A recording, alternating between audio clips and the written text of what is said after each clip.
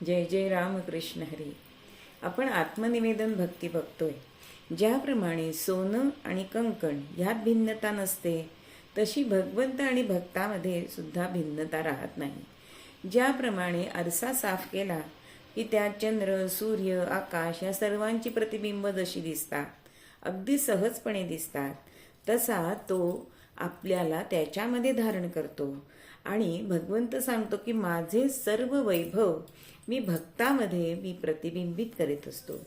म्हणून एका ठिकाणी चोखोबा असं म्हणतात, चोखा म्हणे माझा संदेह फिटला, देव प्रकटला देहा माझी, देवा नाही रूप देवा नाही नाम, देव हा निष्काम सर्वा ठाई, देवा नाही रूप देवा नाही रूप देवा नाही रूप.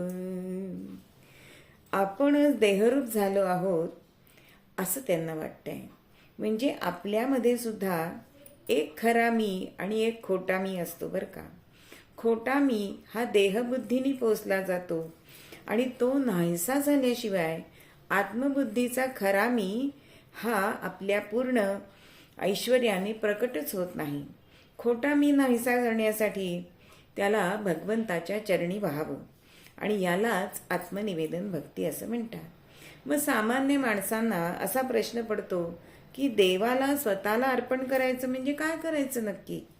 कुठं जाऊन पडावं का कार शीर तोडून द्यावं असं आपल्याला वाटतं ना.